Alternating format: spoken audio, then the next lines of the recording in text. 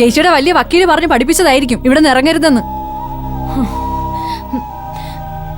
നീ വെറുതെ എഴുതാപ്പുറം വായിക്കരുതാ. നീ ഏത് വക്കീലായാലും ഇങ്ങനെ പറയുള്ളൂ. ഞാൻ കൂടെ വേർപ്പൊഴുകിയ വീടായത്. കോടതി പറയുന്നവരെ ഞാൻ ഇവിടെ തന്നെ കാണും. നീ അവരോട് പോയി പറഞ്ഞേക്ക്. അല്ല പിന്നെ അപ്പോ ഞാനും അച്ഛനും കുഞ്ഞും കൂടെ എങ്ങോട്ട് പോവും? അത് പറ. എന്റെ ആനി, ഞാൻ നിന്നോട് പോകാൻ പറഞ്ഞിട്ടുണ്ടോടി?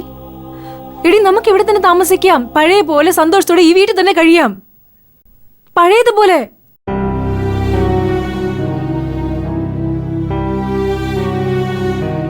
ഇല്ല ചേച്ചി, ഇനി ഒരുമിച്ചൊരു ജീവിതമൊന്നും ഒരിക്കലും പറ്റത്തില്ല. ചേച്ചിയുടെ ഭർത്താവിനുള്ള മനക്കെട്ടിയൊന്നും എനിക്കും എന്റെ ഇച്ഛാനും ഇല്ല. എല്ലാം സമ്പാദിച്ചെന്നൊരു മനുഷ്യൻ പറയുന്ന കേൾക്കാനേ എനിക്കും എന്റെ ഇച്ഛാനും പറ്റത്തുള്ളൂ.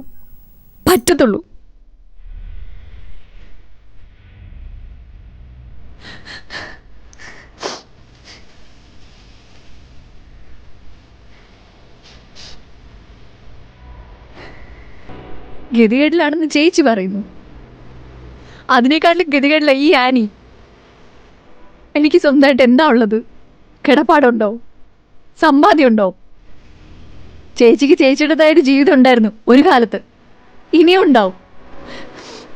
ചേച്ചിയെ സപ്പോർട്ട് ചെയ്യാനും കൊണ്ടു നടക്കാനും പൈസ മുടക്കാനും ഒരുപാട് ആളുണ്ട്. പോലീസും കോടതിയും അധികാരവും എല്ലാം.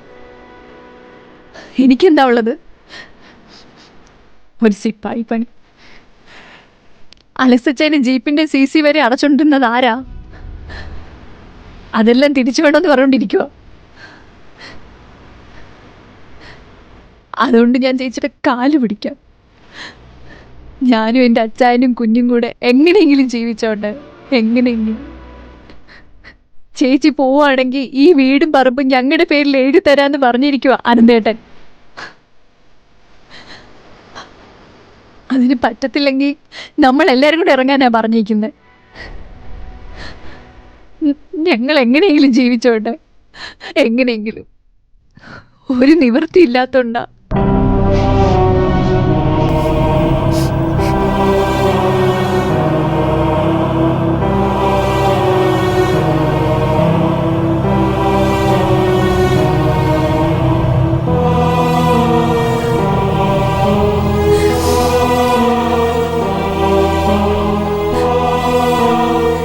ചേച്ചിക്ക് എങ്ങനെ വേണമെങ്കിലും ജീവിക്കാം. ഞങ്ങൾക്കൊരു നിവൃത്തിയില്ല. പറഞ്ഞതുപോലെ ചെയ്തില്ലെങ്കിൽ ഈ വീട് പൊളിച്ച് ഏതോ ബിസിനസ് തുടങ്ങാൻ പോവുക.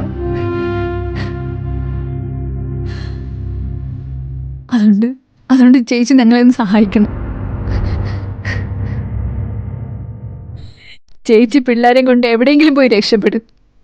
ഞങ്ങളെ നോക്കാൻ ആരുമില്ല.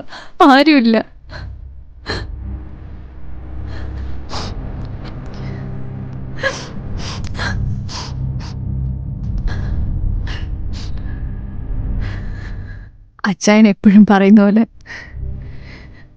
ചെയ്യേണ്ടത് ഞങ്ങളങ്ങ് ചെയ്യും.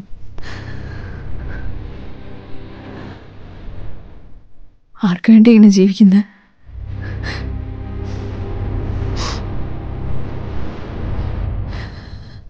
ഉറപ്പായും ചെയ്യും.